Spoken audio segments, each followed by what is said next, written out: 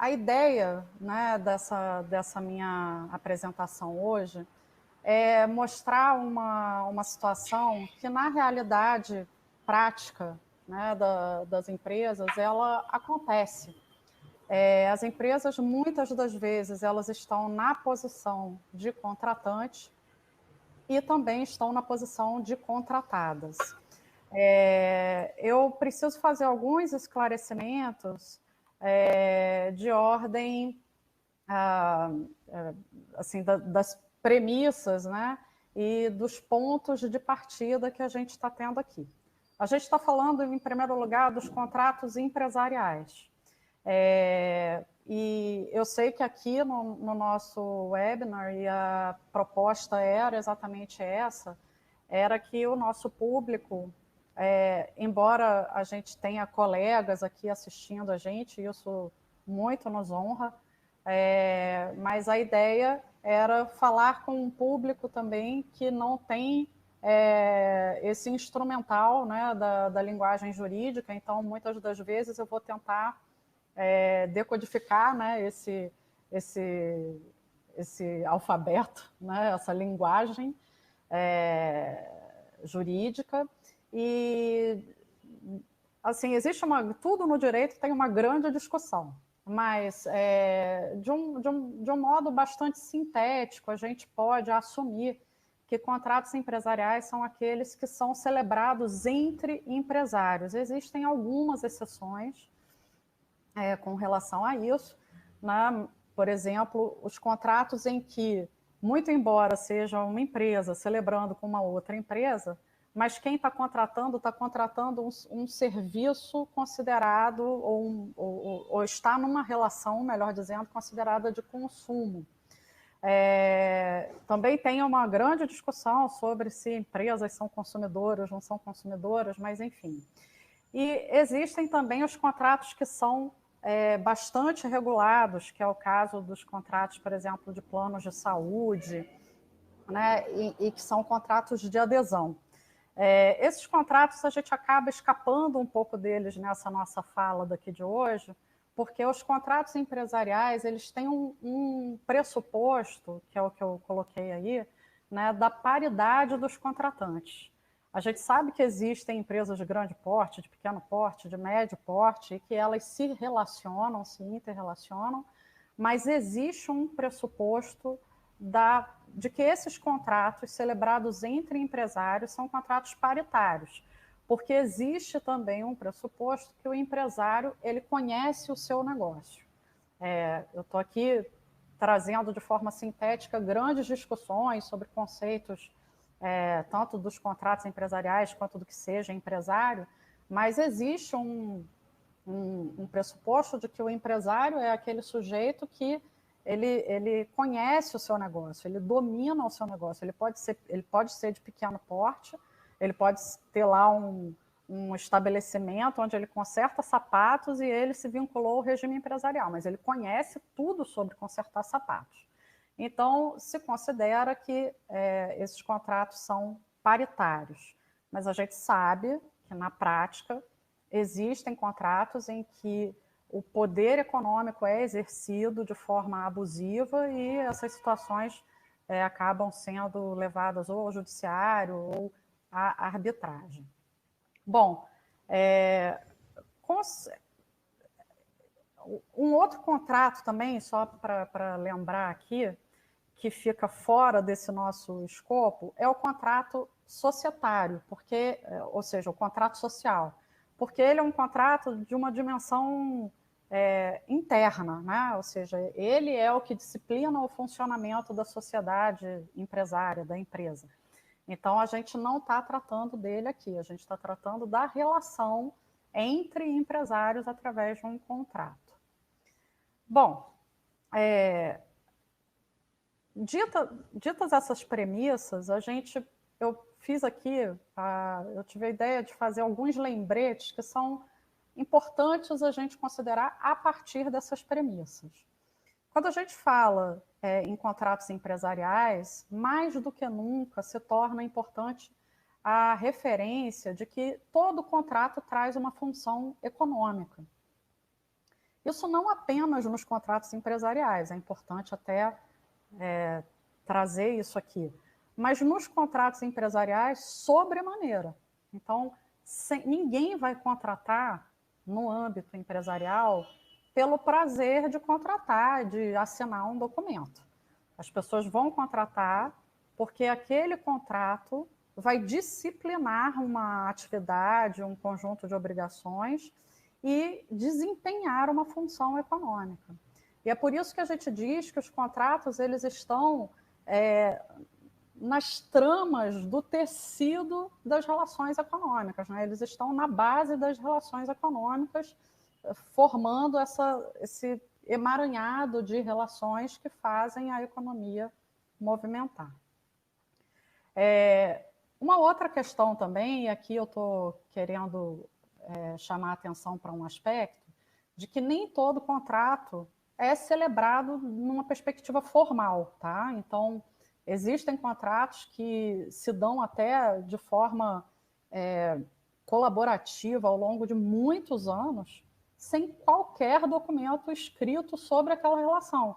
O que existe é um conjunto de comportamentos das partes ao longo dos anos que revelam a existência de uma relação duradoura de fornecimento, enfim, né, de prestação de serviços e por aí vai.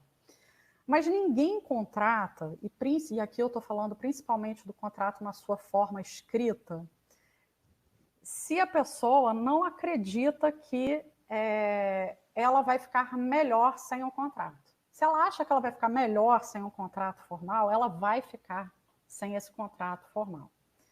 Quando ela parte para a questão da formalização, é porque ela acredita que aquilo ali vai trazer algum ganho para ela. Algum ganho que eu quero dizer que a gente traduz numa redução dos custos de transação. Seja porque eu vou ter ali aquele trabalho inicial de negociar o contrato para concluir a negociação materializando num contrato, mas depois a dinâmica do contrato vai funcionar bem, sem grandes trabalhos, e aí isso requer menos tempo, menos recursos humanos, menos assessores, talvez, seja porque, se houver algum problema na execução daquele contrato, eu vou ter um instrumento que vai dar fundamento, né, a uma ação para a execução daquela obrigação, enfim. Uma outra coisa que é importante a gente pensar, principalmente nos contratos empresariais, mas não apenas, é que ninguém contrata apostando que dá errado. Isso é uma coisa até muito comum. Quando a gente fala com o cliente da gente, a gente fala assim, olha, é muito importante a gente ter paciência no momento de negociar cláusulas contratuais. Porque a nossa expectativa é que uma vez que a gente celebre esse contrato, a gente nunca mais tenha que olhar para ele. Porque quando a gente olha, normalmente é porque deu algum problema e a gente está querendo buscar algum norte para buscar a solução daquele problema no próprio contrato, certo? Então, ninguém contrata apostando que vai dar errado, mas se der errado, é bom poder contar com a noção de que o contrato faz lei entre as partes. Esse é um brocardo importante, né, da nossa área. Só que o contrato faz lei entre as partes, porém a racionalidade é limitada. O que eu quero dizer quando eu falo em racionalidade limitada? O contrato nasceu para ser incompleto, porque ninguém consegue pensar em tudo que pode acontecer, em todos os riscos, em todas as formas alternativas de execução de uma obrigação. Então, ele nasce para ser incompleto. Mas isso não quer dizer que ele não seja merecedor de todo o cuidado e de toda a atenção no momento da negociação e da formulação de suas cláusulas. Porque você pode não ter conseguido pensar em tudo, mas você pensa em algumas situações que, de repente, vão funcionar de bússola para você resolver outros problemas similares àqueles que você pensou, ainda que não seja uma situação idêntica, né? E aí, nesse sentido, é importante, até puxando um pouco para essa questão da própria pandemia, a gente assumir, né, a gente poder presumir, melhor dizendo, que muitos contratos que foram celebrados antes da pandemia não tiveram a devida atenção, né, na formulação das suas cláusulas e principalmente daquilo que funcionaria como um gatilho para a saída daquela relação. Lá no escritório também tem uma outra coisa que a gente gosta de falar, que é o seguinte: é muito complicado a gente falar mal de contrato, né, para falar assim, que contrato ruim, porque a gente não sabe em que condições aquele contrato foi celebrado, né? Às vezes ele é o contrato possível, né? Às vezes as partes até previram alguns problemas, mas elas preferiram não tratar, porque se elas tivessem que tratar de todos os problemas, o contrato não sai, né? Então, essa questão da racionalidade limitada, ela deve funcionar muito mais como um lembrete do que como um desestímulo para as pessoas não darem atenção à fase da negociação e da formulação das cláusulas. E aí eu chamo um pouco a atenção para uma coisa que, embora esteja fora aqui do nosso escopo de hoje, mas que é muito comum na prática, né? Que é a questão do contrato social que vem do escritório de contabilidade. A gente vai dizer assim, é um contrato que está errado? Na grande maioria das vezes, não, porque ele parte até de algum modelo que é fornecido pelo próprio Departamento de Registro de Empresa, nas suas instruções normativas, tem lá algumas sugestões de modelo, mas seguramente ele não é adequado. Né? Então, assim, entre o errado e o adequado, tem uma miríade, né? Tem uma gama de situações e de inadequações. Então, ele pode servir perfeitamente para dar início a uma sociedade, mas ele não está atendendo aos propósitos daquelas pessoas que estão ali reunidas em torno de um determinado objeto, num determinado mercado. Né? Então, é muito importante que a questão da racionalidade limitada esteja sempre presente, né? Porque mesmo a gente se dedicando tanto, né, a formular um contrato, às vezes a coisa não dá certo. Imagina quando vem, né, num modelo pronto para uma situação que não foi pensada ali para as especificidades do que a gente precisa. E, por fim, a gente tem também aí nesse caldo dos contratos, né, uma mistura de sentimentos, porque eu quero vincular o parceiro comercial numa relação, mas, ao mesmo tempo, eu não quero também ficar tão amarrada naquela relação, né? E, aliás, amarrado é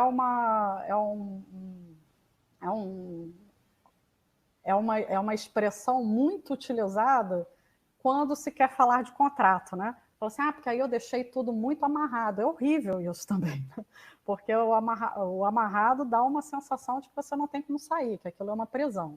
Então, você tem aí uma questão de que eu resolvo limitar a autonomia privada das partes através de um contrato, que elas estão ali negociando, mas, ao mesmo tempo, eu tenho que pensar se eu estou desestimulando um comportamento oportunista ou se eu estou, pela desatenção, estimulando um comportamento oportunista, e por aí vai.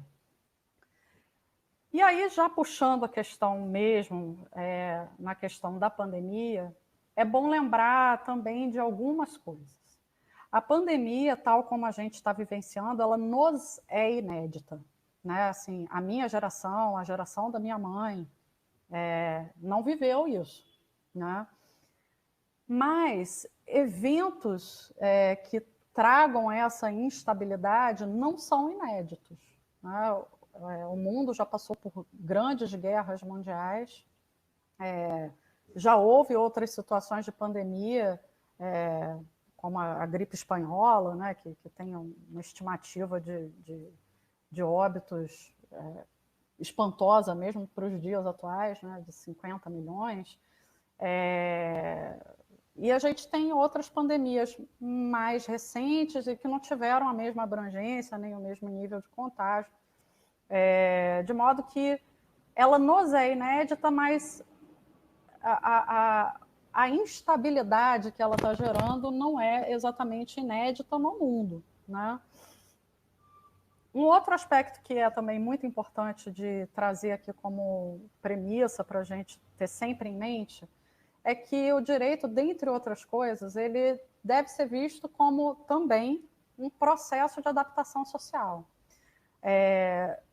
Na medida em que ele não apenas se adapta às transformações sociais, mas ele também facilita essa adaptação. Né? Então, é importante a gente pensar que o direito, ao longo dos séculos, tem tido uma capacidade de enfrentamento, que pode não ser no ritmo que a gente quer e precisa, às vezes, mas o fato é que ele também deve ser visto como um processo de adaptação social e ele seguramente está absorvendo os influxos aí dos efeitos da pandemia. Os contratos empresariais, como eu falei né, anteriormente, tem esse pressuposto da paridade das partes e é o ambiente da autonomia privada, né, ou seja, as partes estão ali funcionando dentro dos limites que a lei coloca, mas elas estão disciplinando o seu modo de relacionar. E aí, dito isso, assim, a gente precisa reforçar muito que as soluções dos contratos empresariais, as soluções que devem prevalecer, devem ser aquelas que decorram também dessa autonomia. Não tem nada mais incerto e e que, particularmente para o advogado empresarialista como eu, cause mais temor do que a solução judiciária. Porque os contratos empresariais, muitas das vezes, eles são bastante complexos, eles lidam com outros referenciais que não são apenas os jurídicos, eles possuem, às vezes, um potencial efeito dominó que o juiz que está examinando ali aquele contratinho especificamente, ele não imagina, né? Então, a gente sempre advoga muito para que as soluções decorram dessa capacidade das partes negociarem no âmbito das suas respectivas autonomias. Um outro aspecto que também é bom lembrar é que a gente tem uma legislação, né? A gente tem um Código Civil e, particularmente, mais outros advogados e juristas também têm batido muito nessa tecla de que a gente tem ferramentas para o enfrentamento dessas situações que são imprevistas e imprevisíveis. E muito tem se falado, né, dessa questão de você proteger o empresário, né, proteger os CNPJs, mas, na verdade, quando a gente fala dessa questão dos contratos empresariais, do direito de empresa de um modo geral, existe um teórico muito importante na área que ele dizia o seguinte, que o direito comercial, que era a nomenclatura que tinha antes, ele está aqui não para proteger o comerciante, mas para proteger o comércio, o fluxo das relações. E na medida em que ele protege o fluxo das relações econômicas, ele está salvaguardando também as pessoas que integram aqueles fluxos. Mas a ordem de preocupação é essa. É uma preocupação sistêmica com as relações econômicas. E ainda no âmbito da pandemia, mas não apenas, né, existem aqueles riscos que são típicos do negócio e existem os riscos que são atípicos. Né? E os contratos que desempenham essa função econômica que eu falei antes, eles são um instrumento de alocação de riscos, ou seja, eu estou ali distribuindo o meu risco e tentando trazer alguma previsibilidade sobre como determinadas situações vão funcionar. Né? E prever todos os riscos é muito caro.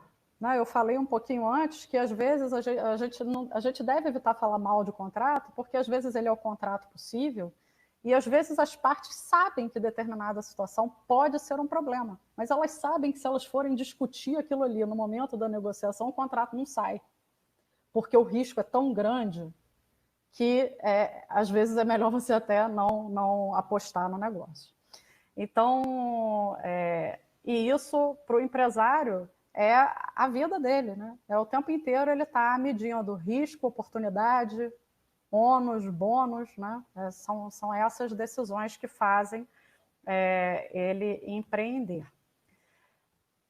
Fatos imprevistos e imprevisíveis existem não há séculos, existem há milênios. Eu trouxe aqui só a título de uma curiosidade, né? Muitos de vocês já devem ter ouvido falar do Código de Hammurabi. E no parágrafo 48, existe uma disposição, veja, isso, a estimativa de que isso tem mais de 3.000 anos, né? E Avilon é um cidadão, né?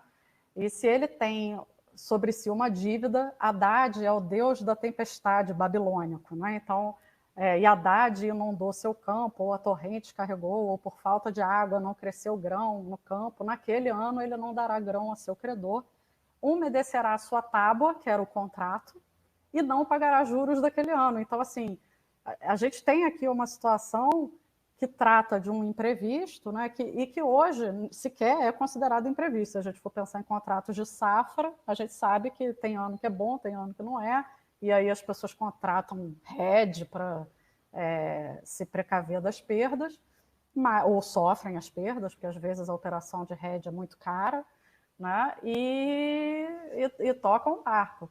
Mas veja que a gente tem aí uma disposição que fala assim, bom, eu vendi minha safra e veio o Deus da tempestade e inundou minha plantação, eu não vou ter como entregar, né?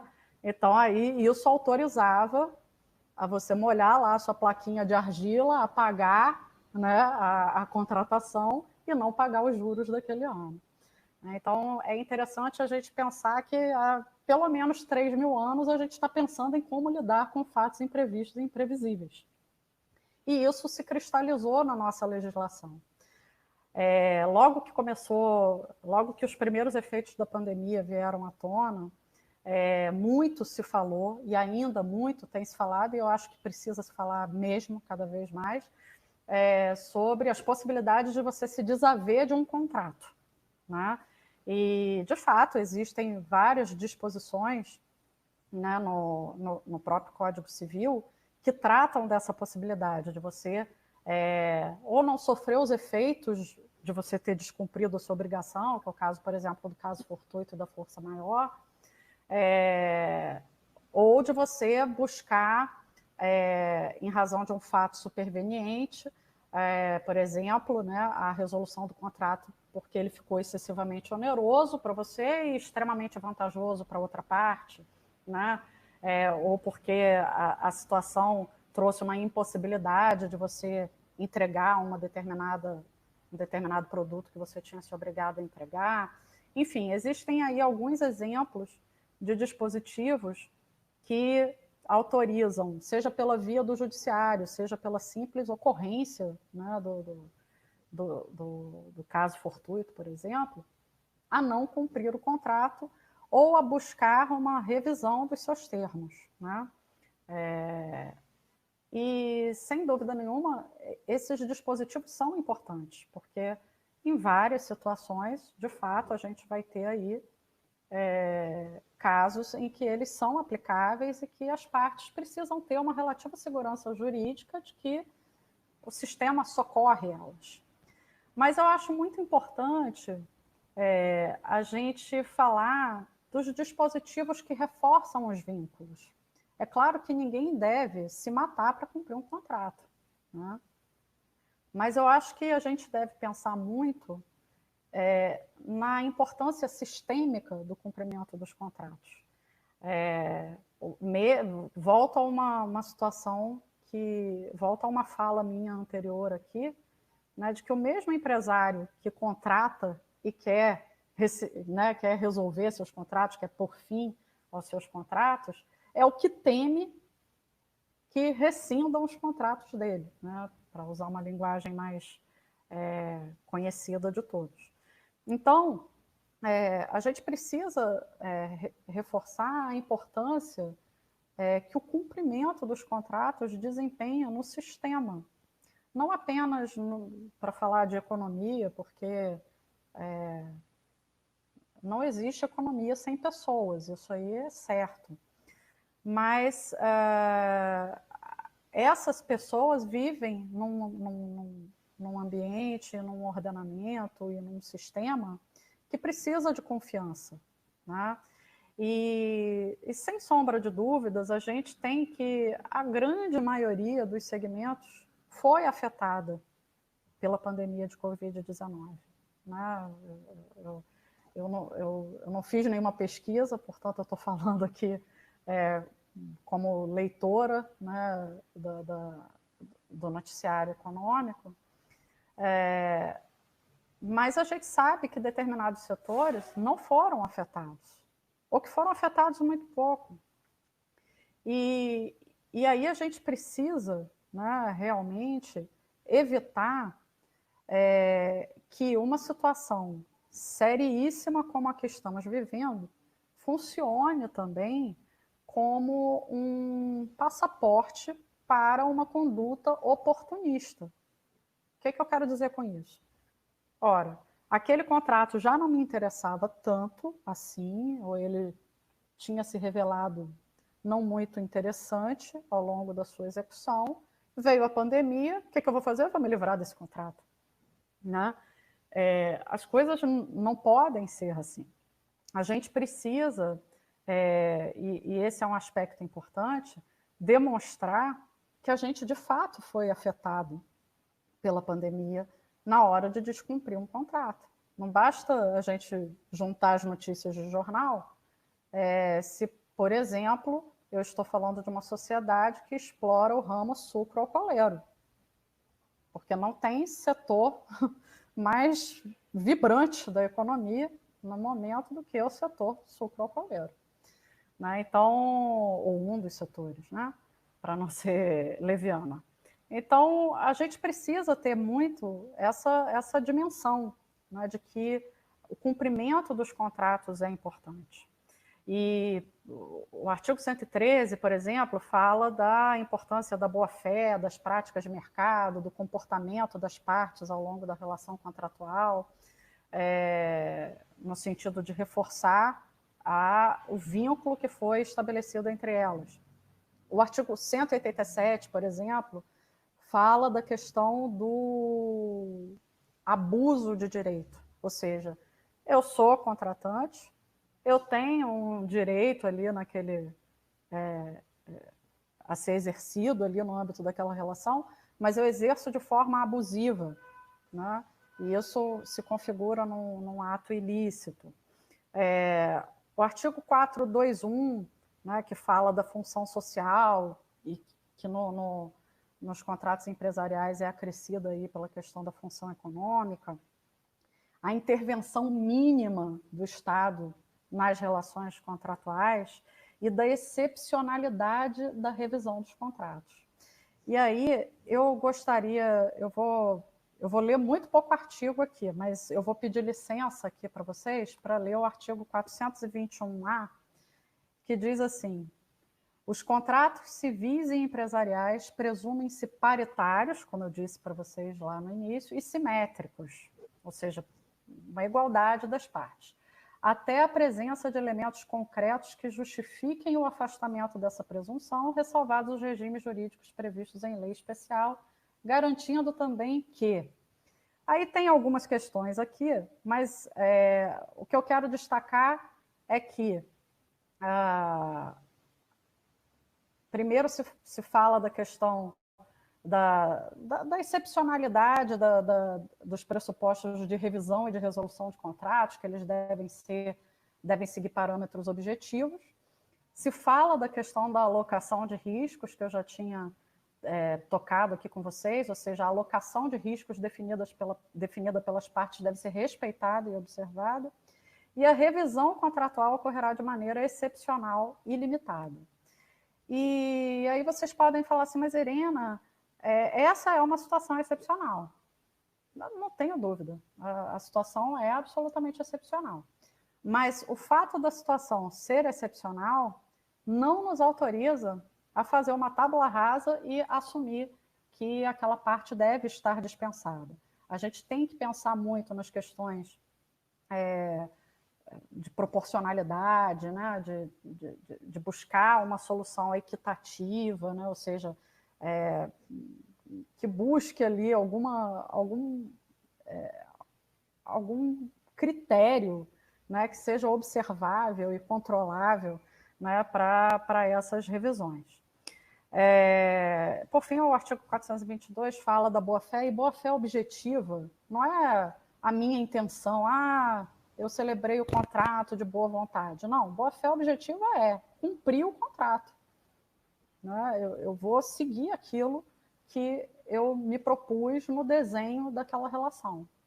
Então, é muito importante que a gente tenha como ponto de partida, né, o caso concreto, a relação contratual em si, os reais impactos que as partes sofreram, né, a fim de buscar alguma solução para aquele contrato.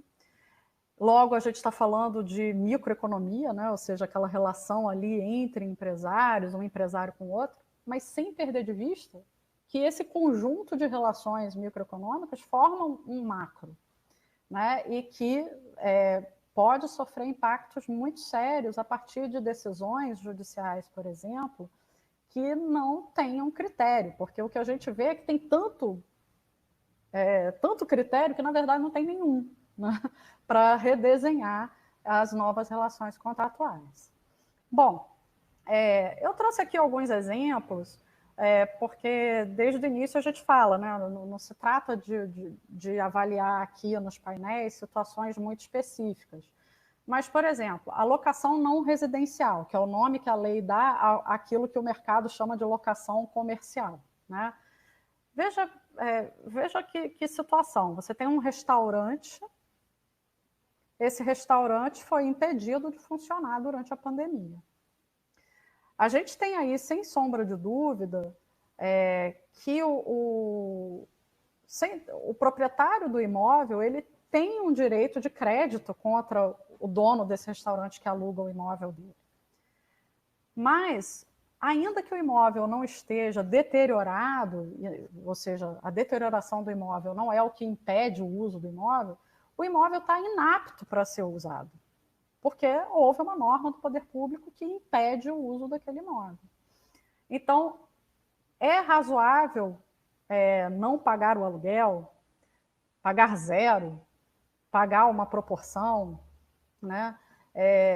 Veja, o que a gente vem entoando o tempo inteiro é o mantra da renegociação, mas da renegociação entre as partes, né? Ou seja, não de uma revisão judicial do contrato, porque isso é muito complicado. Né? A gente deve evitar ao máximo. Eu acho que a gente deve tentar todas as possibilidades amigáveis, extrajudiciais, de composição, antes de buscar o judiciário numa situação como essa.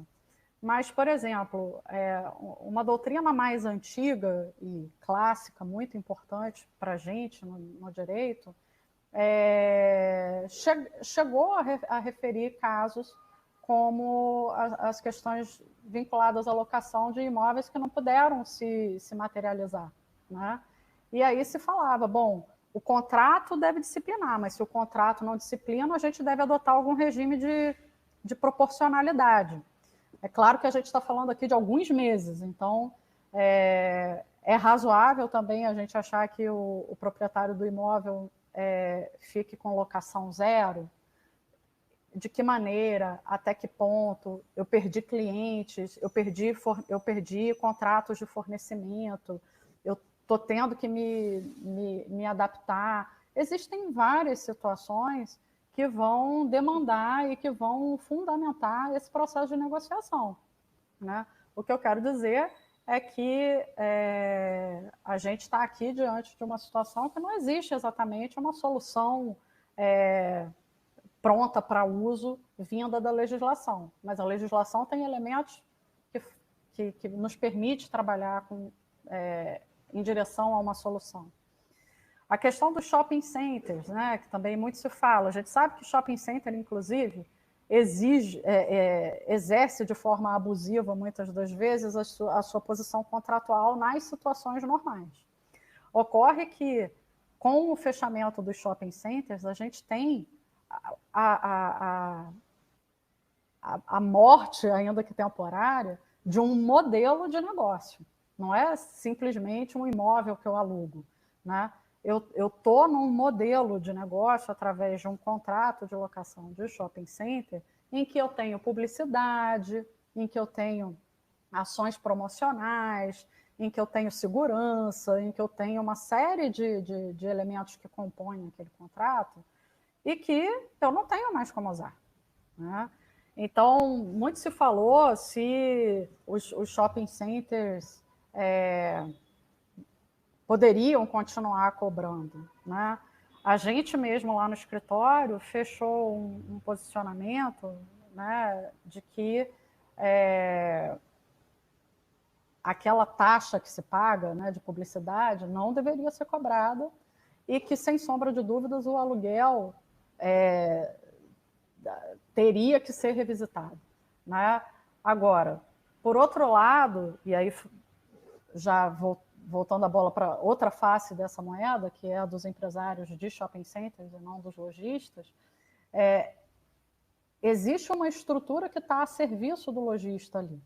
Bem ou mal, aquele lojista está usando aquele espaço para servir de estoque, e aí, de repente, ele pode fazer entrega dos produtos, porque ele conseguiu se articular numa rede social para fazer a venda dos seus produtos, e aí aquela loja do shopping center está funcionando como seu estoque, e as coisas são guardadas em segurança, enfim.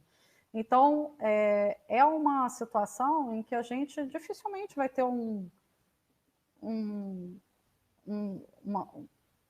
uma solução que vá agradar a todos, mas não vai ser possível uma solução em que só uma das partes ganhe, que normalmente era o lado do empresário de shopping center. E tem havido algumas decisões no sentido de se promover aí a redução dos valores pagos aos shopping centers, né?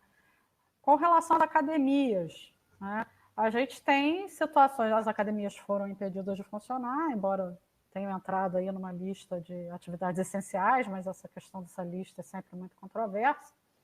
Mas a gente tem a situação do dono da academia em face do proprietário do imóvel que ele aluga, né? E a gente tem a relação de consumo que ele estabelece com os seus matriculados, né? E aí a relação de consumo já é disciplinada lá pelo Código de Defesa do Consumidor, enfim, algumas orientações foram emitidas, né, pela Secretaria Nacional de Direito do Consumidor,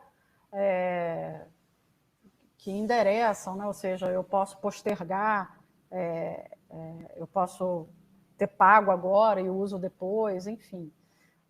Notem que são coisas que, teoricamente, a gente poderia até apostar num bom senso, né, para a negociação, mas às vezes o bom senso sai de cena e em situações extremas é mais provável que isso aconteça.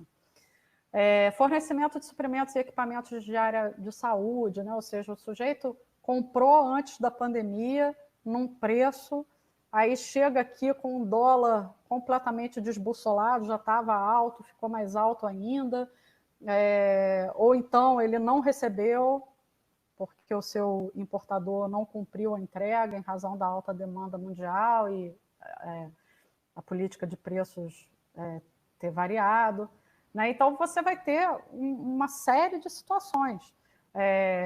Ora, eu recebi um produto médico, mas se o meu fornecedor me vendeu ainda pelo preço antigo, por que eu vou ter que impor um preço muito majorado para quem eu estou revendendo, por exemplo, né? Então, são essas situações de oportunismo, de abusividade, que a gente deve estar mais atento.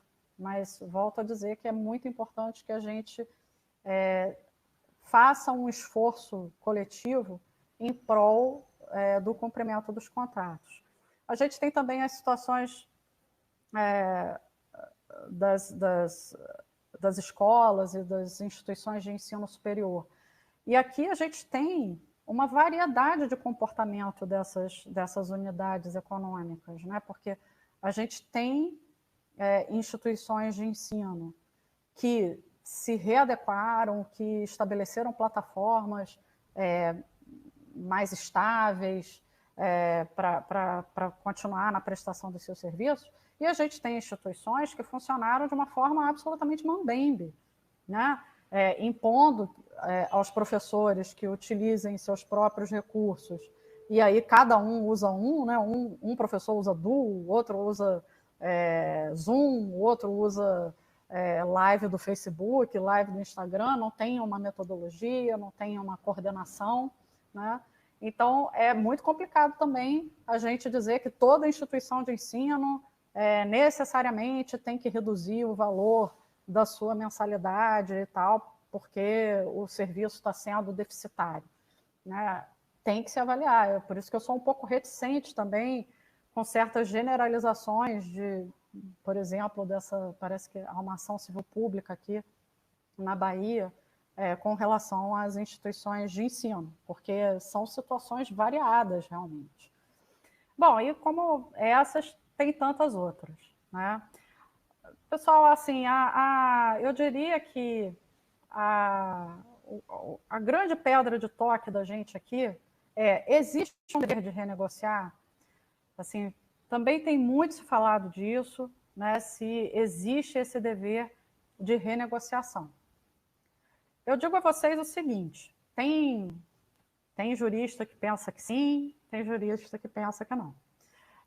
Embora eu seja muito simpática à ideia do dever de renegociar como uma decorrência até da própria boa-fé, eu digo a vocês assim, que no sentido legal, eu acho que o nosso sistema não abrange um dever de renegociar.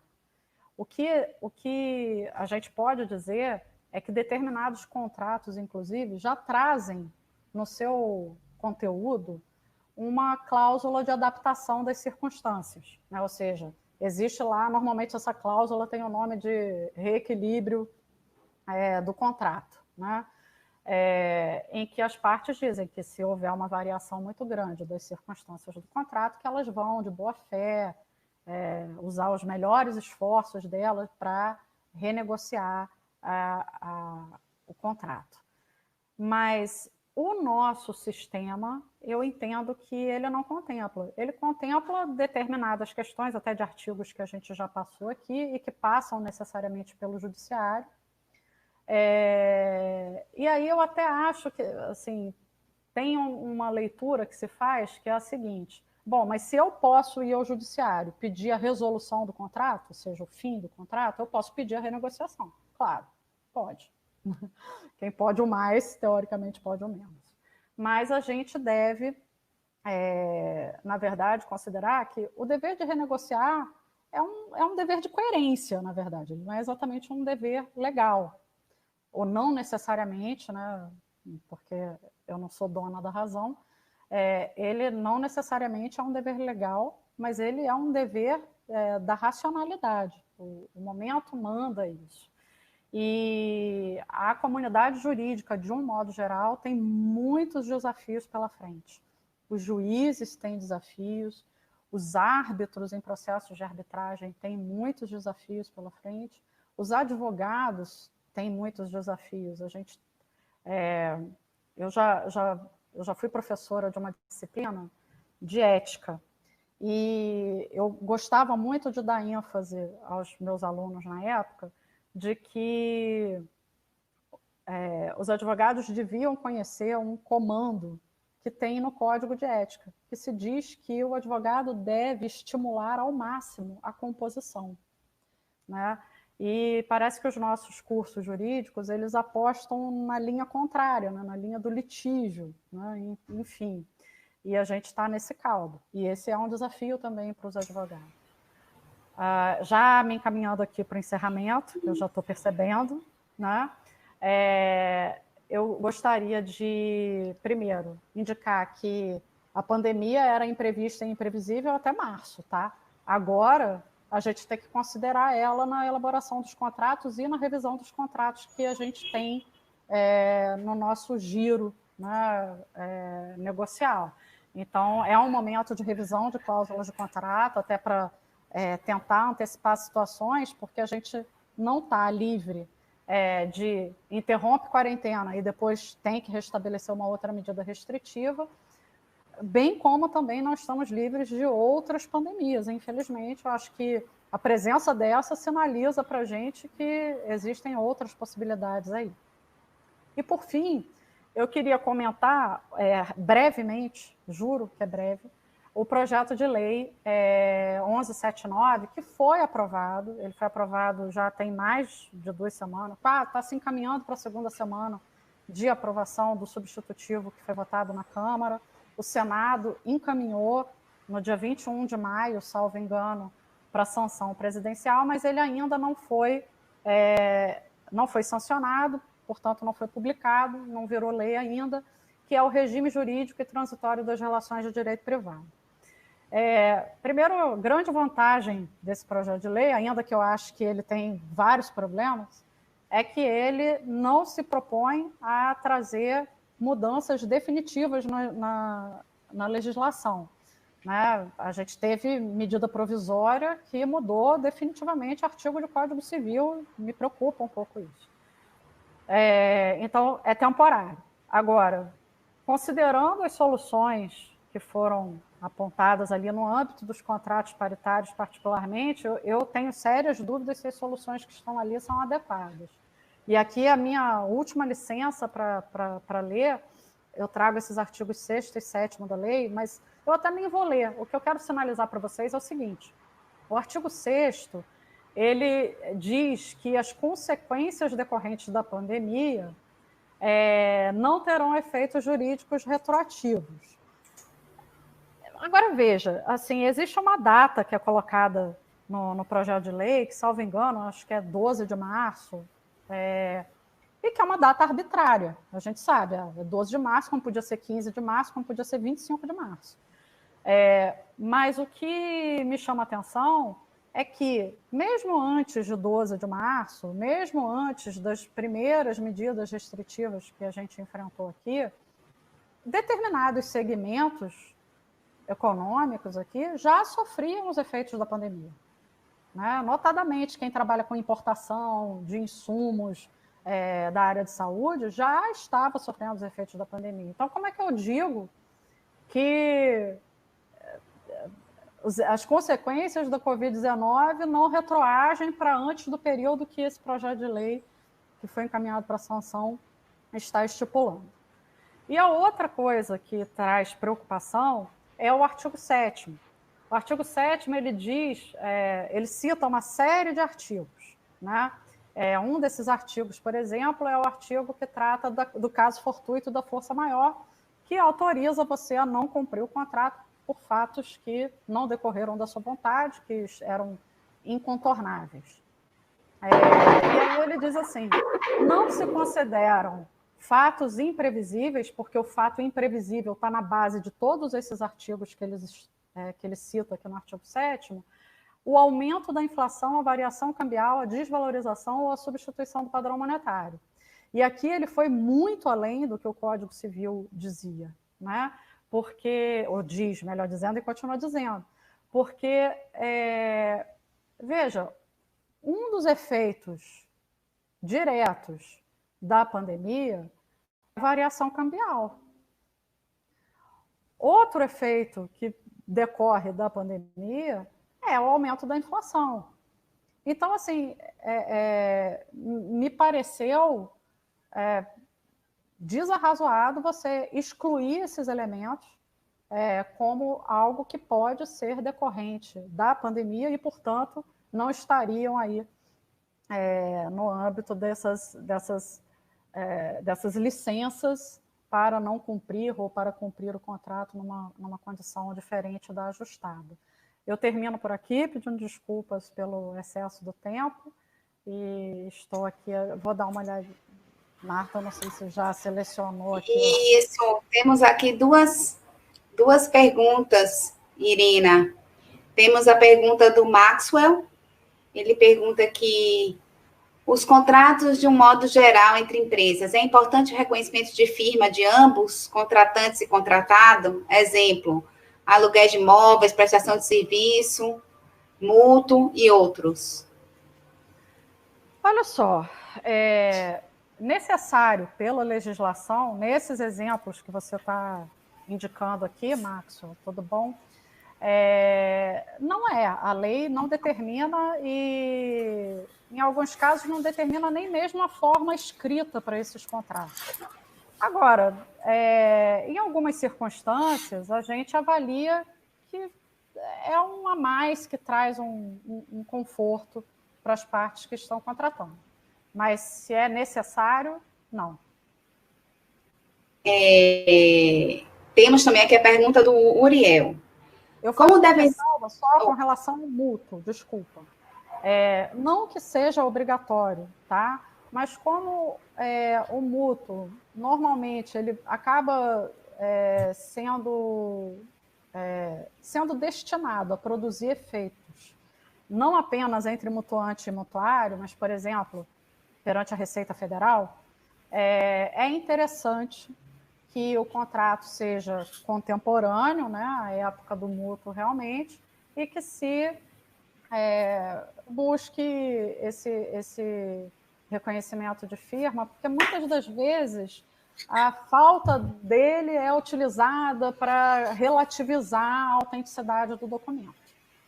Mas num âmbito absolutamente argumentativo de Receita Federal, de Procuradoria Geral da Fazenda Nacional, não porque a legislação assim exija. Vamos lá. Temos aqui também a pergunta do Uriel. Como devem ser analisadas as cláusulas de penalidade desses contratos na pandemia? Devem ser flexibilizadas? Devem ser mais robustas? Oi, Uriel, tudo bom, querido? Olha só, eu não sei se eu entendi a sua pergunta e eu vou responder nas duas vertentes que eu compreendo. Se a gente for pensar na penalidade de contratos anteriores à pandemia, tudo que se busca quando se refere àqueles artigos que eu tratei em alguns slides acima, né, que o 317, 393, 474, 476, 477, 478, tudo que se busca, na verdade, é a flexibilização da cláusula penal, né, da penalidade prevista ali em razão do descumprimento do contrato.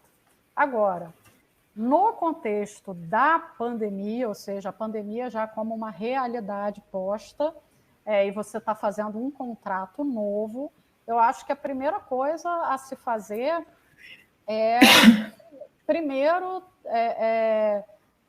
tentar disciplinar o funcionamento do contrato numa situação similar, né? Para que nenhuma das partes fique absolutamente à mercê dos acontecimentos. Então, você pode até prever que, em razão de alguma situação muito específica do seu segmento, aquele contrato possa ser resolvido, mas que, por exemplo, haja um diferimento dos efeitos desse encerramento do contrato, né? Ou então que haja uma suspensão temporária seguida de um desconto. Aí é uma questão que realmente cada segmento e cada tamanho de empresário vai ter que pensar de acordo com a sua realidade. Mas o que eu acho fundamental destacar aqui é que não é mais um fato imprevisto e imprevisível para cair na conta da força maior ou para que se corra o risco de que caia na conta da força maior, né? Deve-se buscar disciplinar como aquela relação vai absorver um fato dessa magnitude. Não sei se eu respondi, mas, enfim, eu acho que deve ser mais robusto, assim, robusto no sentido de que foi tratado, de que as partes pensaram em como disciplinar aquela situação, não necessariamente no sentido de ser uma cláusula engessante, asfixiante da outra parte.